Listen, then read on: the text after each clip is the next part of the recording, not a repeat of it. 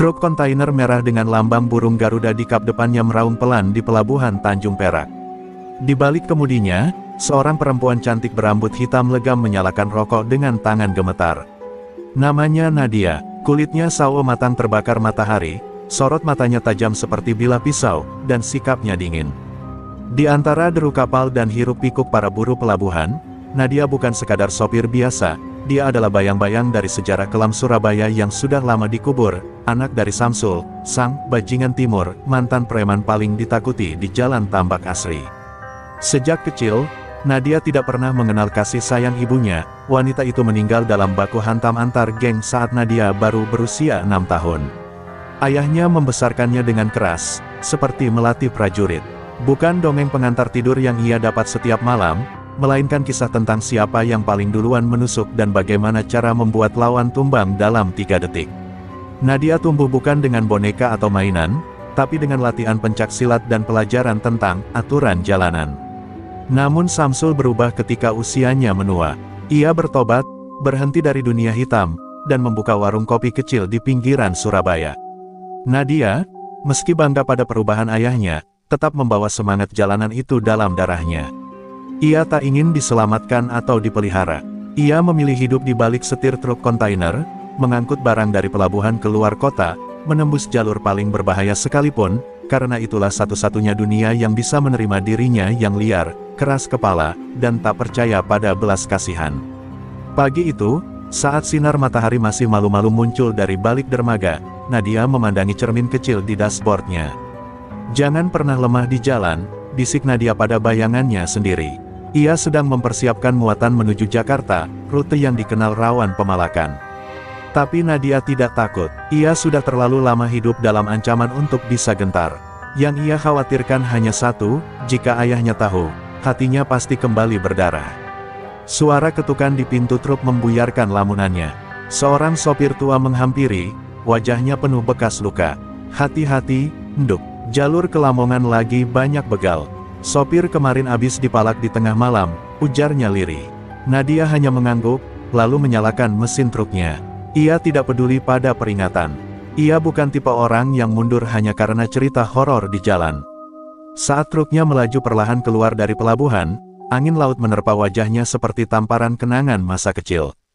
Jalanan mulai memanggil, dan setiap deru roda yang bergulir seolah membawa kembali gema masa lalu, teriakan, tawa sinis, dan darah yang pernah mengalir deras di bawah lampu remang gang-gang Surabaya.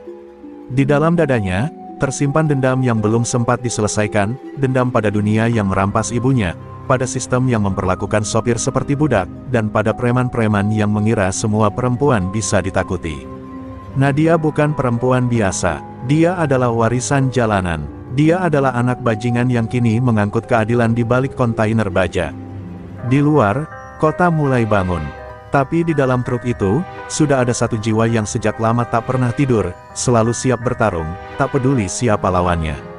Jalan panjang sudah menanti, dan Nadia siap menorehkan namanya di aspal, bukan dengan tinta, tapi dengan keberanian. Deru mesin truk kontainer Nadia memecah pagi yang masih dingin di jalur Surabaya-Gresik. Jalanan belum terlalu ramai, hanya ada beberapa truk yang melintas dan motor-motor buru-buru.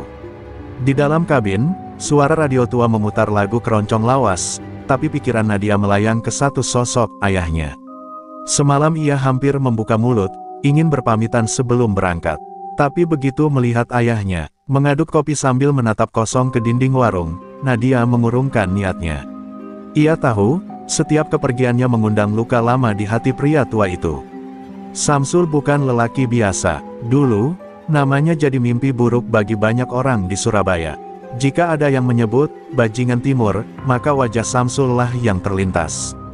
Tapi sejak tragedi yang merenggut nyawa istrinya, ia berubah total. Ia meninggalkan dunia preman, membuang celuritnya ke laut, dan berjanji tak akan lagi menurunkan warisan kegelapan itu pada anak semata wayangnya. Tapi dunia tidak semudah itu lupa. Nama Nadia tetap dibisiki sebagai anak preman, dan banyak yang menyangka darah ayahnya masih mengalir deras dalam nadinya. Dan kenyataannya, itu benar. Nadia tumbuh dengan naluri yang tak pernah tenang, semacam insting liar yang tak bisa dijinakkan. Ia tahu cara membaca bahaya dari sorot mata seseorang, tahu kapan harus mundur, dan kapan harus menghantam lebih dulu. Itu bukan karena ia belajar dari sekolah, tapi karena ia hidup dari jalanan, dari cerita luka ayahnya, dan dari masa kecil yang penuh ketakutan. Kadang ia benci pada darah itu. Tapi di saat seperti ini, saat ia harus menembus jalanan yang terkenal penuh pemalakan, ia bersyukur karena ia tahu cara bertahan. Tiba di perbatasan Lamongan, Nadia memperlambat laju truk. Beberapa mobil kecil sudah menepi. Di kejauhan, ia melihat dua pria berseragam ormas jalanan berdiri di tengah jalur. Satu dari mereka mengangkat tangan, memberi isyarat agar truk berhenti. Nadia menghela napas. Mulai lagi, gumamnya. Ia tahu ini bukan pos resmi, dan bukan juga operasi polisi.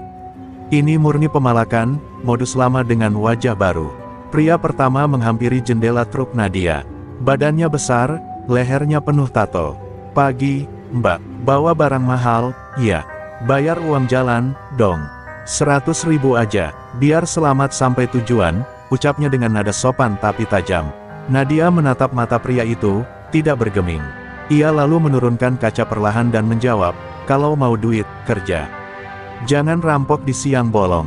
Suara Nadia tenang, tapi tajam seperti sembilu. Pria itu langsung berubah wajahnya, dari senyum ke ancaman. Awas mulutmu, cewek, di sini bukan tempat main. Teriak pria kedua dari belakang. Nadia tersenyum sinis. Ia membuka pintu truk perlahan, lalu turun. Dengan cepat, ia menarik kayu kecil dari balik kolong tempat duduknya. Satu gerakan cepat, tongkat kayu itu menghantam lutut pria pertama. Terdengar bunyi, krek, yang membuat pengendara lain menoleh. Pria bertato ambruk sambil meraung kesakitan. Nadia berdiri di atas aspal, menghadapi pria kedua dengan tenang. Wajahnya tak berubah sedikit pun, seperti sedang menghadapi rutinitas biasa. Lelaki kedua ragu. Ia ingin maju, tapi sorot mata Nadia seperti binatang liar yang siap mencabik kapan saja. Akhirnya ia mundur, menyeret temannya yang tergeletak. Nadia kembali masuk ke kabin, menyalakan mesin, dan truk pun melaju lagi.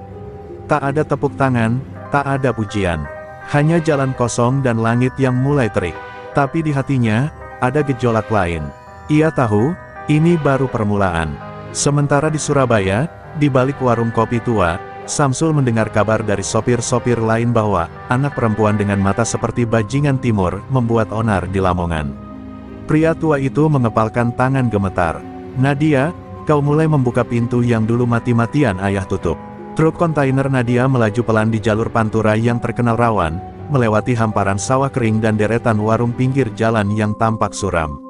Angin membawa aroma asin dan debu, bercampur bau solar yang menyengat.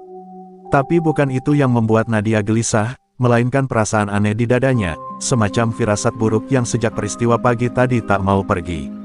Ia memang sudah biasa menghadapi pemalak, tapi tatapan pria kedua tadi, sebelum ia kabur, berbeda. Ada dendam yang tertanam, dan dendam di jalanan tak pernah berakhir begitu saja. Langit mendung menggantung ketika Nadia mulai memasuki wilayah sekitar Jombang. Jalur ini lebih sepi, tapi itulah justru yang paling berbahaya.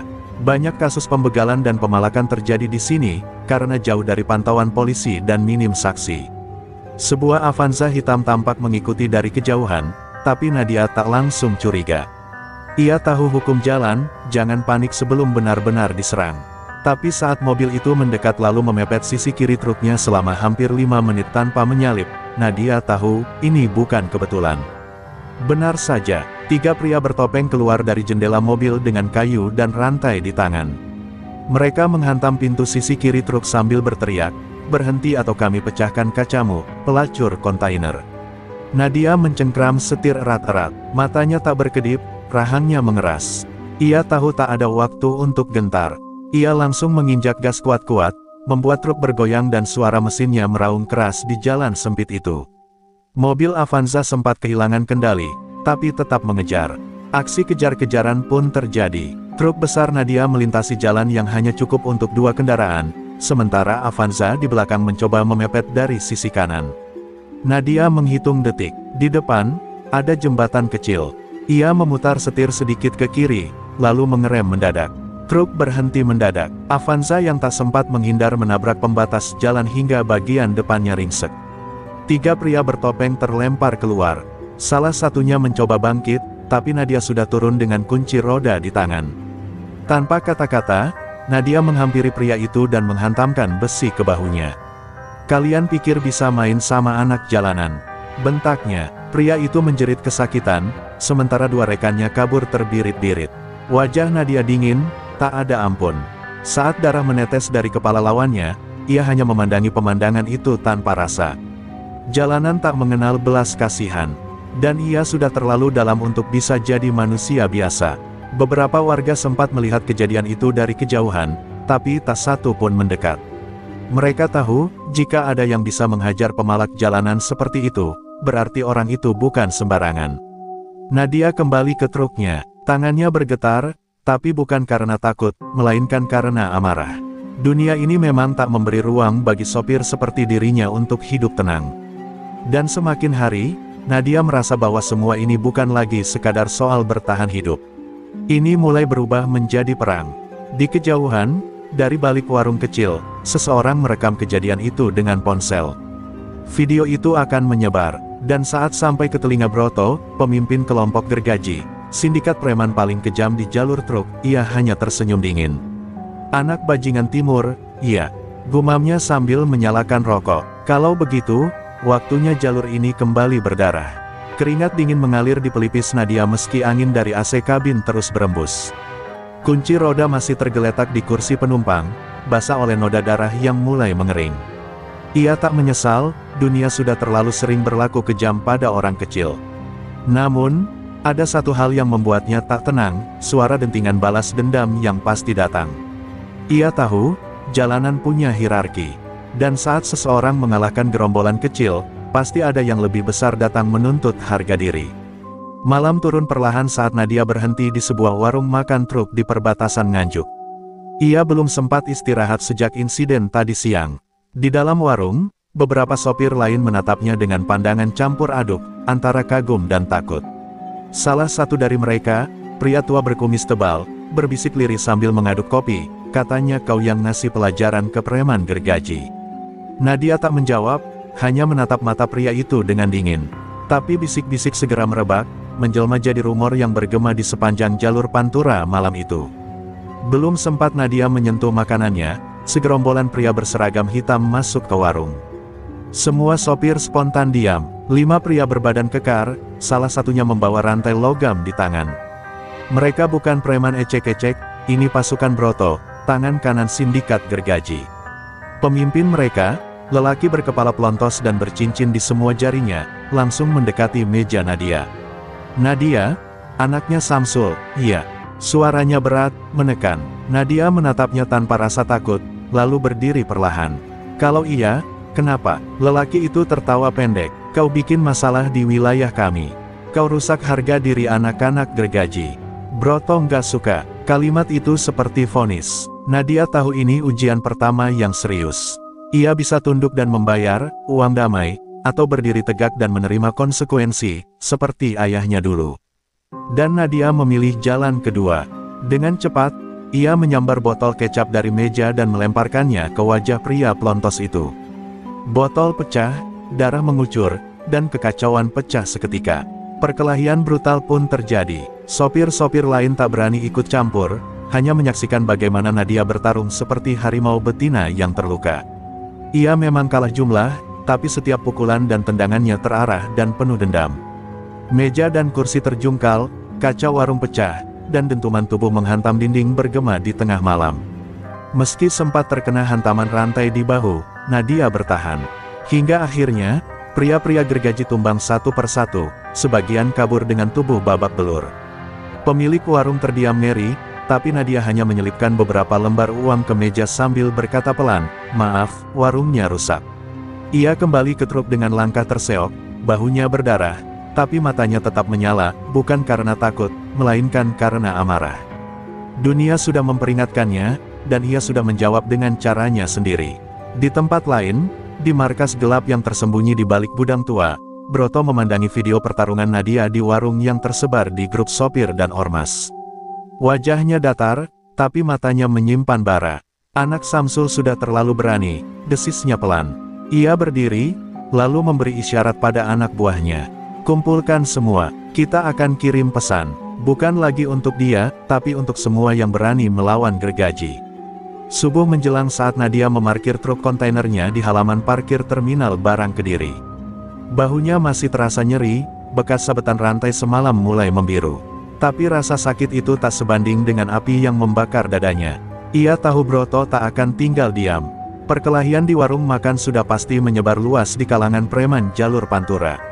Dan yang paling membuat Nadia resah, semua ini akhirnya menyeret nama ayahnya kembali ke permukaan. Samsul sedang menyapu halaman warung saat seseorang melempar batu ke gerbang rumahnya. Di batu itu tergulung secarik kertas bertuliskan, "Bajingan lama, bayar dosa anakmu." Pria tua itu mendadak pucat. Ia tahu gaya bahasa itu bahasa gergaji. Kelompok yang dulu pernah ia injak dengan sepatu botnya, dan sekarang bangkit di bawah tangan besi Broto. Samsul menggenggam batu itu dengan tangan gemetar. "Nadia, kau membuka pintu yang sudah ayah segel bertahun-tahun," gumamnya lirih. Di dalam warung, Samsul duduk termenung sambil menatap foto lawas istrinya dan Nadia kecil. Kenangan tentang masa-masa berdarah dulu kembali menghantam pikirannya seperti gelombang pasang. Ia pernah membantai 2 preman gergaji karena mencoba menyentuh istrinya. Balas dendam yang datang kemudian membakar separuh hidupnya, istrinya tewas, rumah dibakar, dan dia menghilang selama 5 tahun ke gunung, menjadi bayang-bayang. Kini semua itu kembali. Bedanya, yang mereka incar bukan dia, tapi putrinya. Sementara itu, Nadia sedang memindahkan muatan di gudang ekspedisi. Beberapa sopir menghampirinya dan memperingatkan, "Nat, kamu harus hati-hati. Broto sekarang bawa anak-anak baru, yang dulu ex-napi. Katanya mereka nyari kamu, dan bukan buat ngobrol." Nadia hanya mengangguk. Ia tak merasa hebat atau bangga, ia hanya tahu, ini sudah jadi jalan yang tak bisa diputar balik. Tapi diam-diam, ia menyimpan sesuatu, surat lama dari ibunya, yang baru diberikan Samsul sebulan lalu. Isinya berisi satu kalimat sederhana, "Jika dunia kembali ingin melukaimu, jadilah luka yang mereka takut sentuh." Malam harinya, saat Nadia hendak tidur di kabin truk, ia menerima pesan WhatsApp dari nomor tak dikenal, "Kau pikir kau hebat? Lihat besok malam, kami tak datang untuk negosiasi. Siapkan dirimu." Nadia membaca pesan itu berulang kali. Di luar, angin malam menggesek dinding kontainer. Tapi matanya tetap terbuka. Ia mengambil selendang tua milik ibunya yang disimpan di dashboard truk. "Bu, mungkin ini waktunya aku jadi siapa sebenarnya aku." Di markas gergaji, Broto sedang berdiri di depan puluhan anak buahnya. Di tangannya, tergenggam celurit besar peninggalan ayahnya yang dulu pernah dikalahkan Samsul. "Kita bukan cuma perang lawan cewek kontainer. Ini soal harga diri. Ini soal membungkam nama bajingan timur selamanya," katanya lantang. Suara sorak dan teriakan dendam membahana, membakar semangat pasukannya. Mereka tak hanya ingin mengalahkan Nadia, mereka ingin membuatnya jadi pesan berdarah bagi semua yang berani melawan sistem mereka. Dan saat malam benar-benar jatuh ke bumi, truk-truk Nadia disabotase. Ban-bannya disayat, rem utama dirusak, dan dinding kontainer dicoret tulisan merah besar, "Dosa ayahmu adalah takdirmu." Nadia berdiri memandangi kerusakan itu tanpa kata. Tapi di matanya, tak ada air mata. Hanya nyala api yang kian membesar. Ia menoleh ke langit malam yang pekat. "Kau bangunkan anak bajingan timur," bisiknya pelan, "maka kalian akan lihat, siapa sebenarnya pewaris darah jalanan itu." Pagi di terminal Kediri dibungkus kabut tipis dan sunyi mencekam. Truk Nadia berdiri seperti raksasa yang terluka, ban dalamnya robek, dinding kontainer penuh coretan darah palsu, dan rem utama tak berfungsi. Para sopir lain hanya bisa menggeleng pelan, tak ada yang berani ikut campur. Mereka tahu, sekali seseorang ditandai gergaji, hidupnya berubah. Tapi Nadia bukan sopir biasa. Ia turun dari kabin dengan mata setajam pisau, membawa selendang ibunya di bahu, seperti lambang perang. Di tengah keheningan itu, Samsul tiba-tiba muncul. Pria tua itu berjalan cepat, membawa sebuah tas kulit hitam yang tampak tua. "Kau sudah terlalu jauh, Nadia," katanya tegas, tapi dengan nada khawatir yang tak bisa ia sembunyikan. Nadia tak menjawab, hanya menatap mata ayahnya. Dan saat Samsul membuka tas itu, memperlihatkan sebuah ikat pinggang kulit dengan gagang pisau lipat berkarat di baliknya, ia tahu, ayahnya sudah rela kembali ke dunia yang dulu ia tinggalkan. "Kalau kau memang mau jalan terus, bawa ini. Ini warisan darah. Nadia memegang gagang pisau itu dengan perlahan, seperti menyentuh masa lalu yang berduri. Ia ingat cerita ibunya, bagaimana Samsul dulu menjatuhkan pemimpin gergaji dengan satu tikaman di dada, sebelum menghilang dari peredaran. Pisau ini adalah saksi, dan sekarang, saksi itu kembali ke tangan anak perempuannya. Kau tahu, ayah, bisik Nadia pelan, yang kalian tinggalkan, akhirnya harus kutanggung sendirian. Tapi aku tak gentar, aku bukan hanya anakmu, aku pewaris luka kalian. Tak lama kemudian, dua truk sahabat Nadia datang dari arah selatan. Budi dan Ijal, dua sopir ekspedisi senior yang dulu pernah diselamatkan Nadia dari razia bodong di tol. Ngawi, mereka sudah dengar kabar, kalau lu mau perang, Nat, jangan jalan sendiri, kata Budi sambil menepuk bahunya. Ijal mengeluarkan pentungan baja dari dashboardnya. Gua udah muak lihat gergaji semena-mena. Hari ini kita kasih mereka pelajaran. Nadia menatap keduanya, dan untuk pertama kali sejak hari itu, matanya menghangat. Ia tak sendiri. Menjelang sore, Nadia dan dua truk pendukungnya konvoi menuju pos bayangan gergaji di jalur hutan Madiun, tempat di mana sabotase terhadap truk-truk biasa dilakukan. Mereka tak pakai polisi, tak panggil wartawan. Ini urusan jalanan, dan jalanan punya hukumnya sendiri. Di tengah perjalanan, mereka dicegat 4 motor trail dan 1 Avanza hitam. Nadia langsung turun dari truk, berdiri tegap, mengenakan selendang ibunya dan menyelipkan pisau Samsul di pinggang. Kalian mau balas dendam, aku di sini, tantangnya lantang. Perkelahian pecah dengan brutal, di jalan sempit penuh debu, kayu, rantai, dan pukulan beterbangan. Nadia bertarung seolah tubuhnya diisi dendam 3 generasi. Ia menghantam kepala salah satu penyerang dengan tutup ban, menangkis pukulan besi dengan siku berdarah, lalu menusukkan ujung pisau ke paha pria bertato naga. Ijal dan Budi pun tak kalah beringas, membalas dendam atas nama seluruh sopir yang pernah dipalak dan dipukul. Jeritan, darah, dan debu bercampur dalam satu simfoni perlawanan. Ketika debu mengendap, dan tubuh-tubuh preman tergeletak di tanah, Nadia berdiri di tengah mereka, berdarah, tapi tak goyah. Matanya menatap lurus ke hutan yang sunyi. Di balik pepohonan, dua mata mengintai, mata Broto, yang diam-diam menyaksikan semua itu dari kejauhan. Untuk pertama kali, wajah Broto tak menampilkan senyum. Ia melihat sosok Nadia, dan yang tampak bukan hanya anak Samsul, tapi pewaris utuh dari keberanian dan kegilaan yang dulu pernah menjatuhkannya. Kau memang anak bajingan itu, gumam Broto dingin. Tapi aku belum selesai. Malam menyelimuti kawasan hutan Madiun saat Nadia dan dua sahabatnya kembali ke terminal logistik. Tubuh mereka penuh luka, namun kemenangan kecil tadi terasa seperti embusan angin segar bagi jiwa yang telah lama dikepung ketakutan. Tapi Nadia tahu, kemenangan itu bukan akhir. Itu hanya permulaan. Dan benar saja, saat ia membuka ponselnya di kabin truk, sebuah video masuk tanpa nama pengirim. Video berdurasi 2 menit itu memperlihatkan seorang sopir tua, disiksa dan diikat di tiang. Di belakangnya, berdiri Broto, anak Samsul. Suara Broto terdengar di video dengan nada sinis. Kau pikir ini hanya tentang kalian dan kami? Lihat baik-baik, sopir ini hanya kirim paket dari Surabaya, tapi karena dia bawa muatan buat orang-orangmu, maka dia harus bayar. Nadia mengepalkan tangan. Pria dalam video itu adalah Pak Harun, sopir senior yang sudah seperti paman sendiri baginya. Broto melanjutkan, kalau kau memang pewaris darah jalanan, aku undang kau ke tempat lamamu. Gudang Kalimas, malam Jumat ini. Datang sendiri, atau dia mati. Nadia terduduk lemas, tapi hanya sesaat. Selendang ibunya tergantung di spion depan, seolah ikut menatapnya. Ia menyalakan rokok, menghisapnya pelan.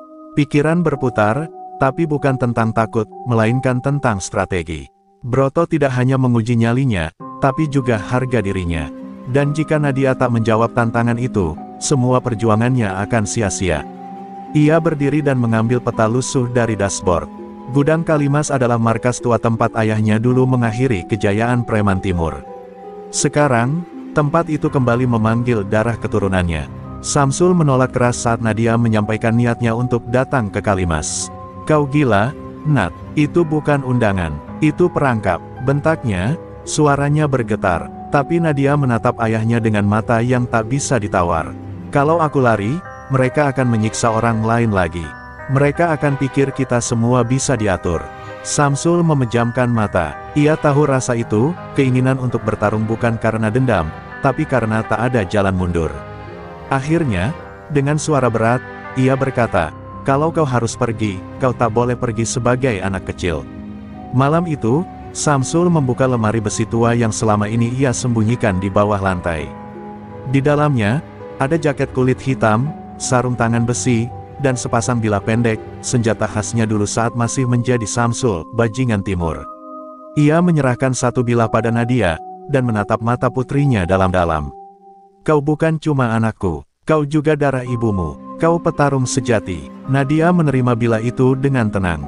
Di balik tenangnya, jantungnya berdegup keras, bukan karena takut, tapi karena seluruh masa lalunya kini berada di punggungnya.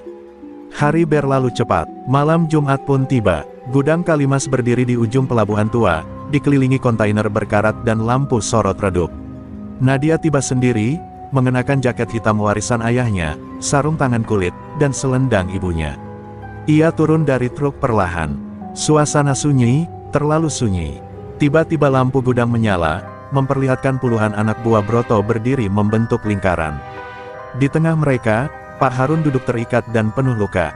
Dan di ujung gudang berdiri Broto, mengenakan celurit pusaka milik ayahnya yang dulu ditewaskan Samsul. "Selamat datang, anak bajingan," sapa Broto dengan senyum mengerikan. "Kau datang sendiri, seperti ayahmu dulu. Tapi malam ini, darah yang tumpah, bukan darah kami." Nadia menatapnya, lalu menjawab dengan suara pelan namun tegas, "Dan malam ini, kalian akan tahu, kenapa darah kami tak pernah kering di jalanan." Tangannya sudah berada di gagang bilah. Di sekeliling, puluhan pasang mata haus darah menanti aba-aba. Pertarungan ini bukan sekadar soal dendam, tapi tentang siapa yang layak disebut raja, atau ratu, jalanan. Gudang Kalimas malam itu seperti neraka yang menunggu kobaran apinya.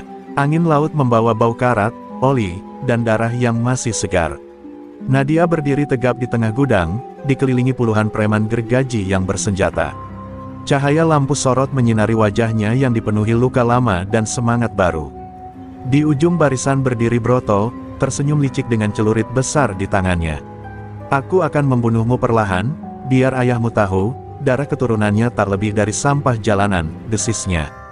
Tapi Nadia hanya menatapnya dingin.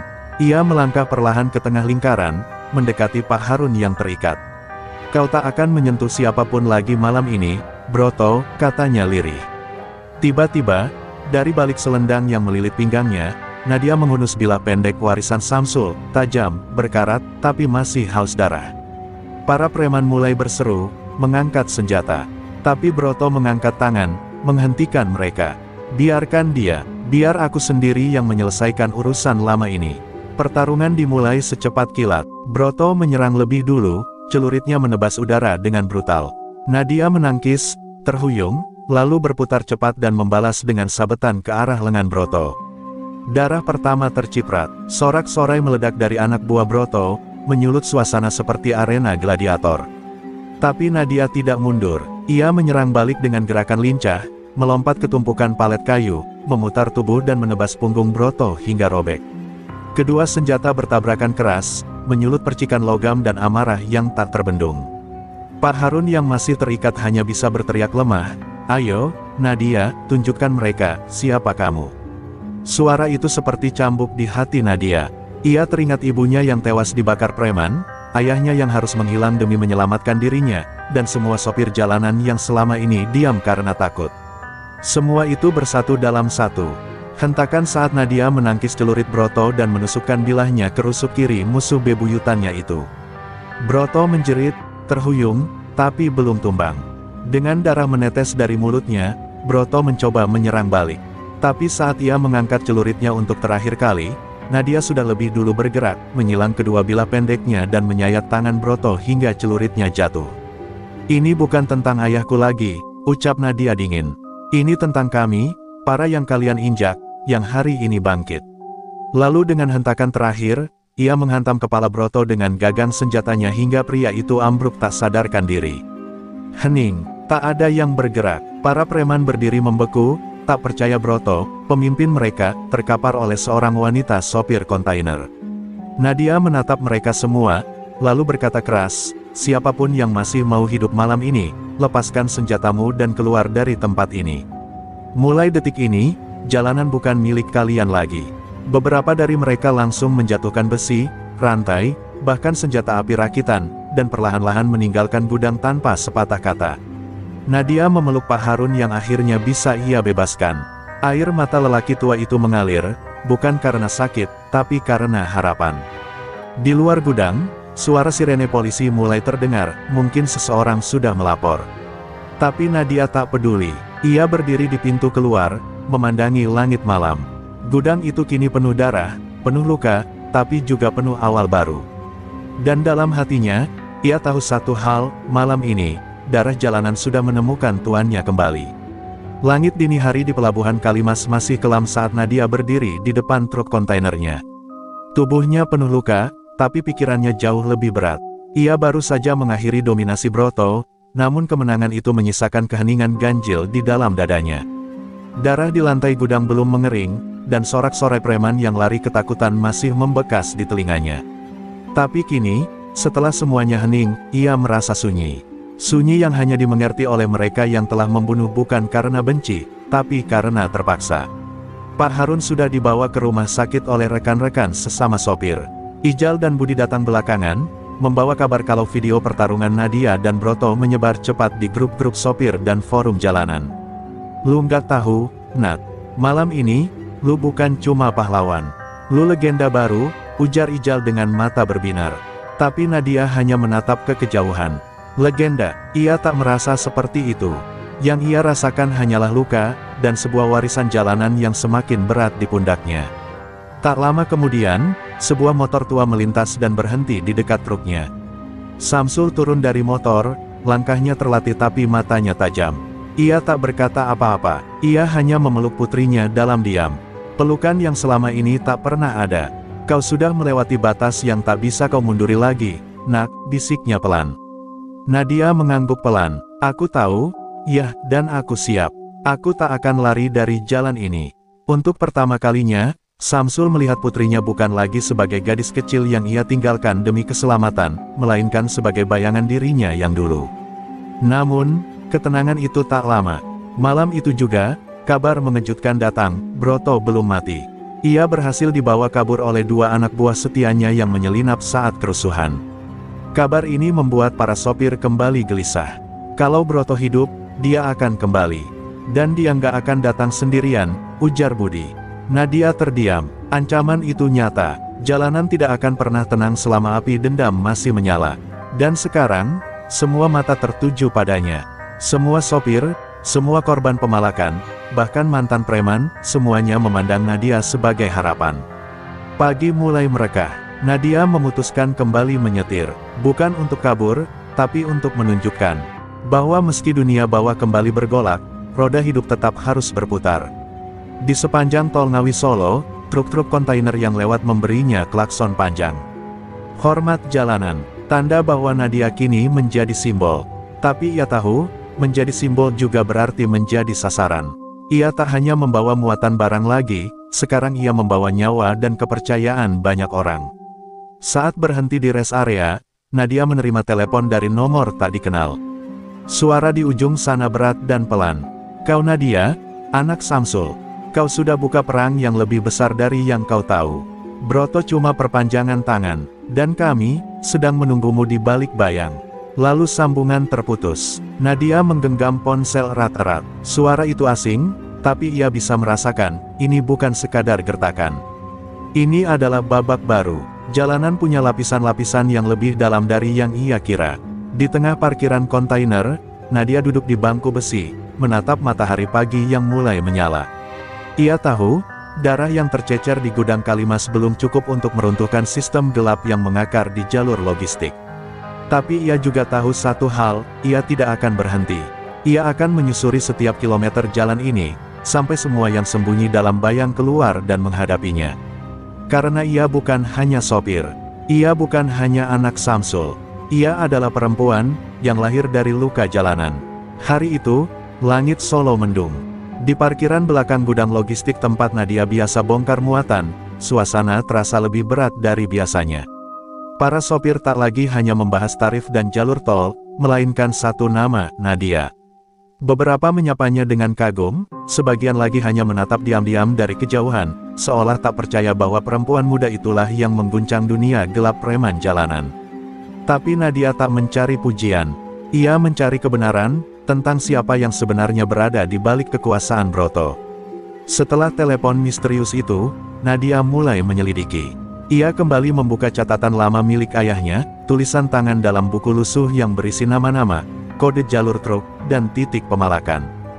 Di salah satu halaman belakang, tertulis nama yang tidak asing, JK, seorang mantan pengusaha logistik yang diduga menjadi penyokong para preman jalanan dari balik layar. Samsul dulu gagal membongkar jaringan itu. Tapi kini, Nadia merasa waktunya sudah tiba. Ia tak bisa berjuang setengah hati. Jika JK masih hidup, maka dialah lawan sebenarnya. Sore itu, Nadia menemui seorang sopir tua bernama Mang Wiryo, mantan rekan Samsul saat muda. Mereka bertemu di warung gudeg pinggir jalan, di mana suara kendaraan tak pernah berhenti. JK itu bukan orang sembarangan, Nduk, ujar Mang Wiryo, matanya menatap ke arah truk-truk yang berlalu. Dulu dia raja tanpa mahkota. Semua preman, semua jalur, semua pelabuhan, tunduk padanya. Dan kabar terakhir, dia kembali. Nadia terdiam, nafasnya memburu. Di mana dia? Tanyanya. Ngawi.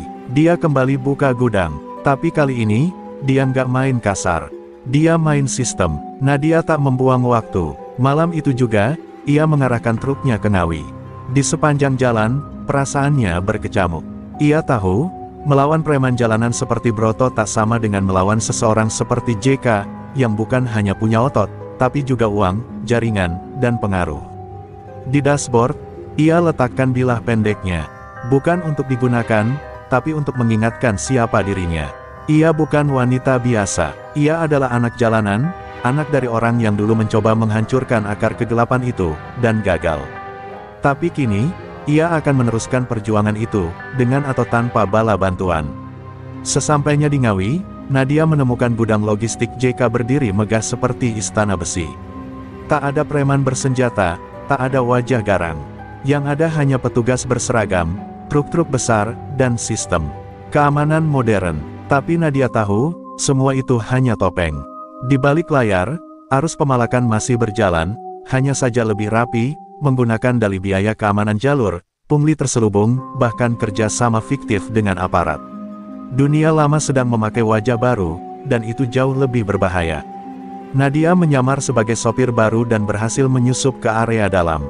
Di sana, ia melihat sendiri daftar muatan yang dikendalikan langsung oleh satu unit bayangan.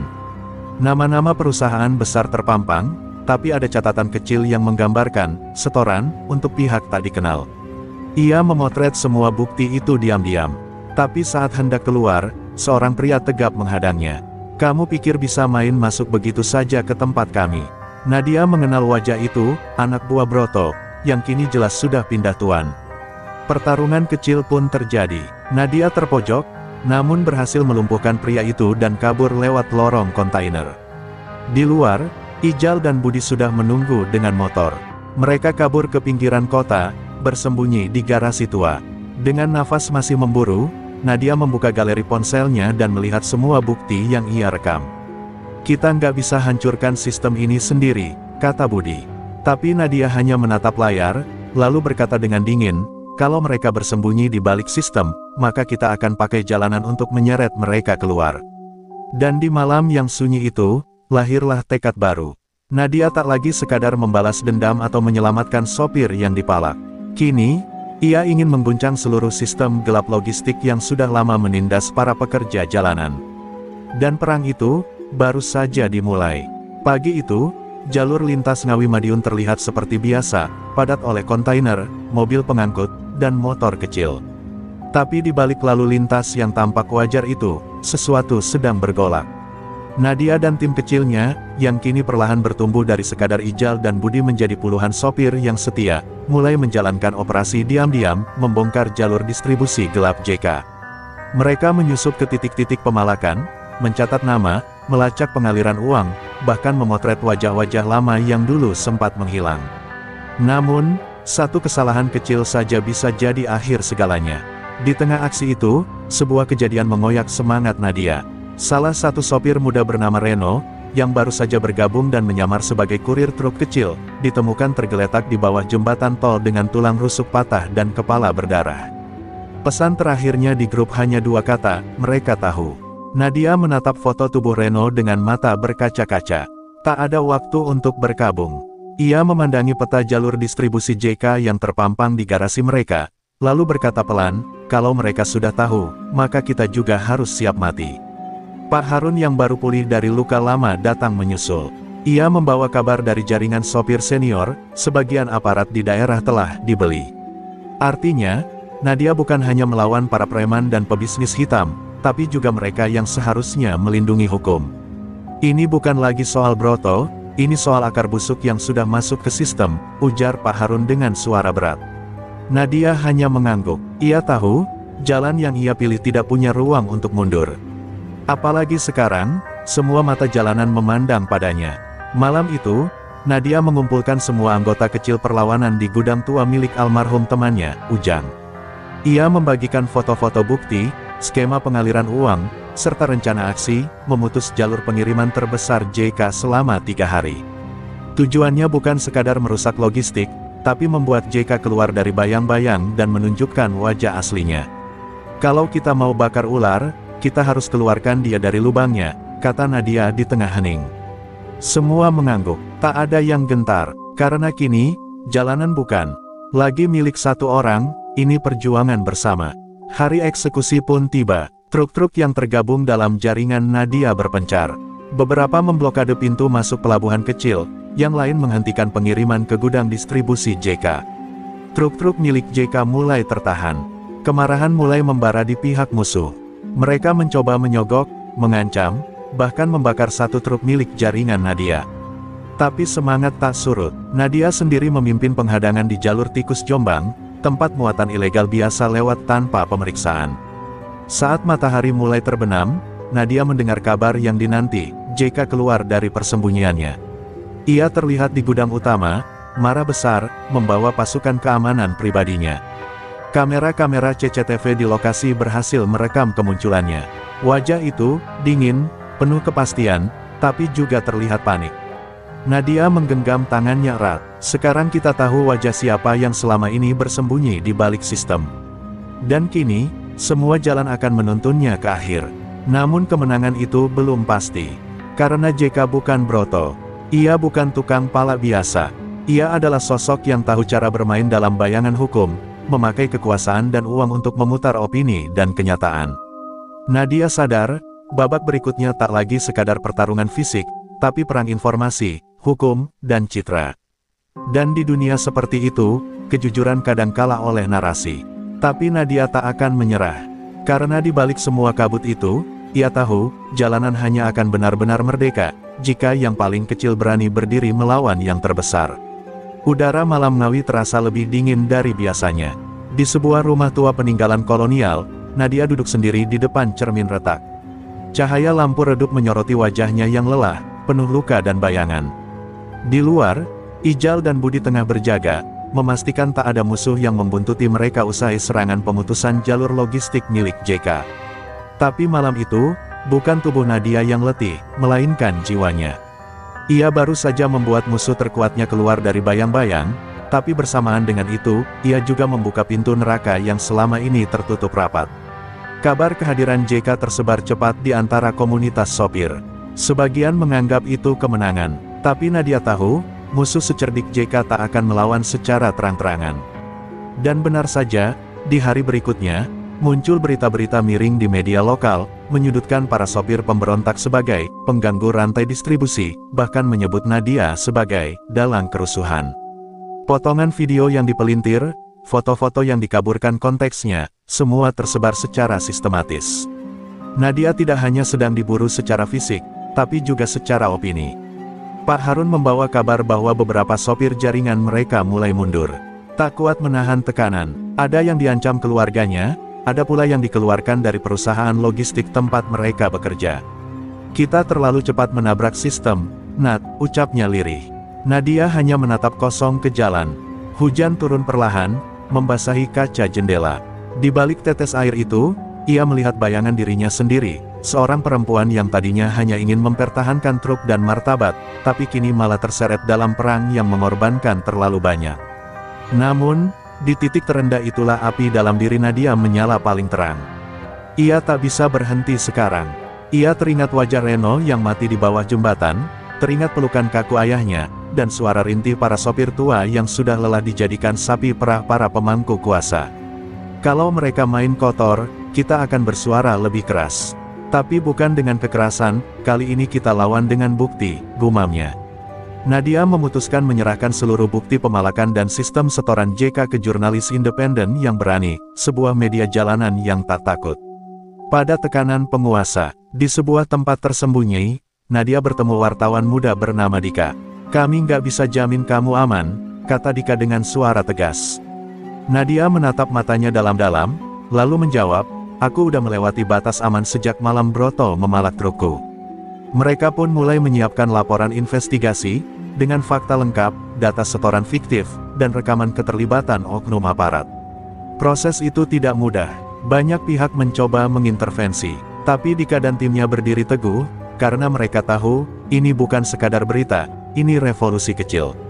Sementara itu, JK tak tinggal diam. Ia mulai mengirim utusan untuk bernegosiasi. Uang ditawarkan, posisi diberikan. Bahkan ada yang datang langsung ke rumah Samsul, ayah Nadia. Tapi Samsul hanya menjawab dingin, "Anakku bukan orang yang bisa dibeli. Dia anak jalanan, bukan anak kandang." Ancaman pun berdatangan. Ponsel Nadia dipenuhi pesan ancaman, beberapa posko sopir mereka dilempar molotov, dan satu rekan mereka, sopir tua bernama Bang Trisno, nyaris ditabrak saat hendak berangkat kerja. Semua tekanan itu tak membuat Nadia mundur. Ia justru semakin teguh, karena makin jelas siapa musuh sesungguhnya. Menjelang subuh, artikel hasil investigasi itu akhirnya tayang. Judulnya, "Jalanan yang Dipalak, Rantai yang Dicuri, Wajah Gelap Distribusi di Tanah Sendiri." Artikel itu viral dalam waktu singkat. Dukungan pun mengalir dari komunitas sopir, mahasiswa, bahkan masyarakat umum. JK dan kroni-kroninya mulai gelisah. Kepercayaan publik goyah. Tapi Nadia tahu, mereka tidak akan menyerah begitu saja. Justru setelah ini, perlawanan akan lebih brutal, lebih liar, lebih diam-diam. Karena musuh yang disudutkan, akan menyerang dengan cara yang tak terduga. Dan dalam keheningan malam, Nadia menatap jalanan yang basah dan berkata dalam hati, "Biar aku jadi apinya dalam diam." 3 hari setelah artikel investigasi meledak di dunia maya, suasana jalanan berubah. Pos pemalakan mendadak kosong, wajah-wajah preman hilang dari perempatan, dan aparat mendadak ramah menyapa para sopir. Tapi Nadia tahu, ini bukan pertanda kemenangan, ini hanyalah diam sebelum badai. Dan benar saja, dalam sunyi yang mencekam, satu persatu rekan seperjuangan Nadia mulai dijemput malam. Ijal tak pulang setelah mengirim muatan ke Bojonegoro. Budi ditemukan babak belur di dalam truk yang dibakar di pinggir sawah. Dan seorang jurnalis dari tim Dika dinyatakan hilang secara misterius. Nadia yang kini kembali bergerak sendiri, menyadari bahwa musuh telah berubah taktik. Mereka tak lagi menyerang dengan cara terbuka, tapi menyusup, mengintai, dan mengeksekusi dengan cara paling senyap dan keji. Ia mengganti nomor ponsel, berpindah-pindah tempat tidur setiap malam, dan menghilang dari media sosial. Tapi di balik semua itu, ia terus mengumpulkan data, menyusun strategi, dan menyusun langkah pamungkas. Karena ia tahu, untuk menghancurkan JK, ia harus tidak hanya menyerang jantung bisnisnya, tapi juga memutus urat nadi kepercayaannya di mata para pemodal. Di tengah pelariannya, Nadia menemukan satu nama penting dari masa lalu ayahnya, Surya Dharma, mantan tangan kanan JK yang dulu pernah menghilang setelah operasi penggerebekan di pelabuhan Tanjung Perak. Konon, Surya adalah satu-satunya orang yang tahu seluruh alur uang kotor JK, termasuk daftar klien besar dari luar negeri yang menyelundupkan barang lewat jalur distribusinya. Nadia pun menyusuri jejaknya hingga ke sebuah desa terpencil di daerah Nganjuk, tempat Surya mengasingkan diri sebagai petani tua yang hidup dengan 2 kambing dan kebun cabai. Pertemuan mereka berlangsung tegang. Surya awalnya menolak bicara, menganggap Nadia hanya pembuat onar yang akan membuatnya kembali diburu. Tapi begitu Nadia menunjukkan buku tua peninggalan Samsul, mata pria Tua itu berkaca-kaca. Samsul masih hidup, tanyanya lirih. Nadia mengangguk. Surya pun akhirnya membuka mulut tentang bagaimana JK mengendalikan logistik bukan hanya untuk pemalakan, tapi juga untuk menyelundupkan narkoba, senjata, bahkan manusia. Kau pikir ini cuma soal uang truk dan setoran jalanan? Ini lebih besar dari yang kau kira, nak. Dengan informasi baru itu, Nadia menyusun rencana terakhir, menyeret JK ke meja hukum bukan hanya dengan artikel, tapi dengan bukti konkret jaringan penyelundupan. Ia menghubungi Dika secara diam-diam dan menyerahkan salinan pengakuan Surya dalam bentuk video, lengkap dengan kode transaksi, nama pengirim, dan pelabuhan bayangan. Dika berjanji akan mengirimkannya langsung ke lembaga anti-mafia lintas sektor. Tapi Nadia tahu, sebelum semuanya sampai ke sana, darah mungkin akan tumpah lebih dulu. Karena musuhnya bukan hanya JK, tapi juga para pemilik kekuasaan yang selama ini diam karena kenyang. Dan ketakutan itu menjadi nyata saat malam itu gudang tua tempat semua dokumen disimpan terbakar. Api membumbung tinggi, membakar bukan hanya bukti, tapi juga harapan. Nadia terlambat beberapa menit. Ia hanya bisa berdiri di depan kobaran api, memeluk bahu sendiri, dan menggigit bibir hingga berdarah. Tapi dari balik api itu, ia melihat bayangan kecil tersisa, sebuah flash disk yang sempat ia selipkan di balik dashboard truknya. Harapan terakhir itu masih hidup, dan ia bersumpah tidak akan membiarkan api pengkhianatan memadamkan perjuangan. Dalam diam, Nadia menyalakan truk kontainernya. Ia melaju pelan ke arah barat, menuju Jakarta. Bukan untuk melarikan diri, tapi untuk menyerahkan sendiri bukti terakhir ke pihak yang bisa mengubah nasib jalanan, KPK dan media nasional besar. Dalam perjalanan itu, ia ditemani hanya oleh suara radio, udara malam, dan kenangan akan semua yang telah ia korbankan. Dan dari balik kemudi itu, ia tahu, balasannya tak akan meledak seperti bom, tapi akan datang perlahan, menyusup, dan menghancurkan dari dalam. Langit Jakarta mendung saat Nadia memasuki gerbang ibu kota. Truk kontainer tuanya meraung pelan menyusuri jalan tol, seolah menyadari beban besar yang dibawanya bukan sekadar muatan, tetapi nasib banyak orang. Di dalam dashboard, terselip sebuah flash disk kecil berisi rekaman dan dokumen rahasia, bukti kuat jaringan penyelundupan JK, koneksi oknum aparat, hingga transaksi gelap antar pelabuhan. Ini adalah kartu truf terakhirnya, dan Nadia tahu, jika jatuh ke tangan yang salah, semua perjuangan akan sia-sia. Ia berhenti di sebuah rest area sebelum melanjutkan ke pusat kota. Sambil duduk di belakang kemudi, ia membuka pesan suara dari Dika. Kami sudah siapkan konferensi pers rahasia. Ada stasiun televisi yang siap live, tapi kamu harus datang sendiri. Dan cepat, suaranya gugup. Nadia mengangguk dalam hati. Tapi jauh di dasar nuraninya, ada firasat buruk yang tak bisa ia buang. Terlalu sunyi, terlalu sepi. Padahal ia tahu, lawannya bukan orang yang membiarkan semua ini berjalan mulus. Dan firasat itu terbukti. Saat Nadia memasuki daerah Kuningan, dua motor sport memepet truknya dari kiri dan kanan. Satu mobil hitam membayangi dari belakang.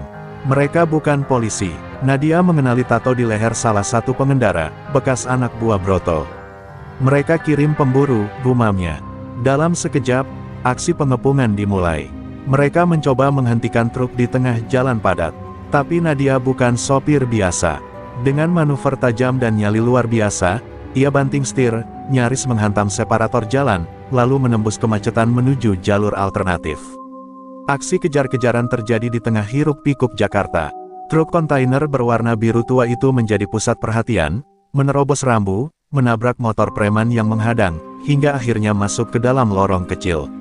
Perumahan tua di Cikini. Di sanalah ia bersembunyi sejenak, napasnya tersengal, tangan gemetar, dan mata mulai berkaca. Ia tahu waktunya tak banyak. Ia tak bisa menyerahkan bukti ke kantor televisi, terlalu berisiko. Maka ia buat keputusan terakhir, mengunggah semuanya, langsung ke publik. Dengan sinyal internet seadanya dari ponsel, Nadia memindahkan isi flash disk ke laptop kecil yang ia bawa. Ia membuka siaran langsung di media sosial. Wajahnya muncul dengan latar belakang dashboard truk yang bergetar. Dengan suara pelan namun tegas, ia berkata, "Saya Nadia. Sopir kontainer, anak dari mantan preman jalanan yang pernah menolak tunduk. Ini kisah kami, kisah kalian semua. Hari ini, saya bongkar segalanya." Dan selama 15 menit, ia membeberkan segalanya. Fakta, nama, lokasi, bukti transfer, video pengakuan Surya Dharma, semuanya disiarkan langsung. Komentar membanjir, ribuan orang menyaksikan, para jurnalis mulai menelpon, polisi pun tak bisa tinggal diam. Di saat yang sama, posisi Nadia pun terbaca. Mobil hitam itu kembali muncul di lorong sempit. Tak ada waktu lari, tapi Nadia tak takut. Ia turun dari truk dengan kepala tegak, membawa laptopnya di tangan kanan dan surat dari Pak Harun di tangan kiri, berisi pengakuan dan permintaan maaf pada anak-anak jalanan yang dulu mereka abaikan. Kalau harus mati, biar mati dengan martabat, bisiknya. Tembakan peringatan terdengar, tapi tepat saat mereka hendak menyergap, suara sirene polisi dan media bergemuruh dari ujung jalan. Jurnalis Dika muncul dari balik mobil, memegang kamera. Semua ini live, teriaknya. Preman-preman bersenjata itu panik. Beberapa kabur, sebagian ditangkap, dan Nadia berdiri di tengah pusaran semua itu, lelah tapi lega. Dunia akhirnya melihat wajah asli para penjajah jalanan. Dunia tahu siapa perempuan di balik kemudi truk tua yang berani melawan sistem gelap. Hari itu, Nadia tak hanya menyelamatkan dirinya, ia menyelamatkan jalanan. Ia menyelamatkan martabat sopir kecil, pengemudi miskin, dan seluruh rakyat kecil yang terlalu lama dibungkam. Tapi ia juga tahu, perjuangan belum selesai. Karena sistem bisa tumbuh kembali, jika tak ada yang menjaganya. Dan bagi Nadia, jalanan akan selalu jadi medan juang, selama masih ada yang ditindas di balik klakson dan setir. 2 minggu setelah insiden di Cikini, nama Nadia menggema di berbagai media. Ia bukan lagi sekadar sopir kontainer, tapi simbol perlawanan rakyat kecil terhadap tirani jalanan. Banyak yang memujanya, menyebutnya Sri Kandi Jalan Raya, tapi Nadia tak merasa sebagai pahlawan. Ia masih bangun pagi, minum kopi sachet, dan menatap truk biru tuanya yang kini diparkir di garasi sempit, tak utuh seperti dulu, tapi penuh luka perjuangan. Di kaca depan, masih tergantung liontin ayahnya, satu-satunya warisan dari masa lalu yang penuh darah dan luka. JK kini mendekam dalam tahanan, wajahnya terpampang di semua berita kriminal. Tapi Nadia tahu, ia hanyalah puncak gunung es. Banyak tokoh di belakang layar yang masih bebas, tersenyum dalam gelap, menyiapkan jaringan baru. Karena kejahatan bukan soal satu nama, tapi sistem yang membiarkannya tumbuh. Namun kali ini, rakyat sudah bangkit. Para sopir, pengemudi ojek, kurir malam, bahkan emak-emak penjual warung kini berani melawan. Karena mereka sudah lihat sendiri, satu perempuan bisa mengguncang kekuasaan. Di tengah perubahan itu, Nadia menerima tawaran untuk menjadi narasumber tetap dalam program jurnalis jalanan bersama Dika. Tapi ia menolak, ia tak ingin duduk di studio, bicara di depan kamera. Tempatnya tetap di jalan, di balik setir, bersama suara knalpot dan klakson. Ia kembali menyetir truk, kali ini untuk koperasi sopir mandiri yang ia dirikan bersama teman-temannya. Koperasi itu menampung para sopir korban pemalakan dan pemecatan. Mereka membangun jaringan distribusi sendiri, dari jalanan, untuk jalanan. Namun tidak semua kembali seperti semula. Beberapa luka terlalu dalam untuk sembuh. Budi kini lumpuh dan hanya bisa berbicara lewat gerakan tangan. Ijal tak pernah ditemukan, dan Surya Dharma meninggal diam-diam seminggu setelah wawancaranya tayang. Diduga diracun, Nadia menghadiri pemakamannya sendirian, hanya membawa bunga liar dan sebuah pesan, "Maaf karena aku datang terlalu akhir." Ia menangis diam, bukan hanya untuk Surya, tapi untuk semua orang yang hilang demi perjuangan yang tak pernah dicatat sejarah. Malam itu, Nadia duduk di dalam truk, memandangi jalan tol dari kejauhan. Jakarta yang dulu angkuh kini terasa lebih hangat. Di balik gemerlap lampu dan hiruk-pikuk klakson, ada perubahan kecil yang perlahan tumbuh. Preman-preman mulai menghilang dari perempatan. Polisi mulai patroli dengan lebih jujur. Dan para sopir mulai saling menyapa bukan karena takut, tapi karena solidaritas. Nadia menarik napas dalam, lalu menyalakan mesin truk. Suara mesinnya meraung lembut, seperti mengucap selamat datang kembali. Saat truk bergerak perlahan keluar gerbang, bayangan ayahnya seolah duduk di kursi penumpang. Samsul tersenyum kecil, mengenakan jaket kulit lamanya, dan berkata, "Kau sudah melebihi aku, Nduk. Jalanmu lebih berat, tapi kau nggak pernah belok." Nadia menoleh, tersenyum kecil, dan menjawab lirih, "Aku cuma melanjutkan warisanmu, ya. Tapi kali ini, tanpa darah." Dan truk itu pun melaju ke arah fajar, membelah malam menuju hari baru. Karena bagi Nadia, jalanan bukan hanya aspal dan lampu merah. Jalanan adalah nadi rakyat. Jalanan adalah saksi bisu dari ketidakadilan dan harapan. Dan selama masih ada yang ditindas di atas roda, selama masih ada tangan-tangan kotor yang merampas hak orang kecil, akan selalu ada satu truk, satu perempuan, dan satu tekad yang tak pernah padam.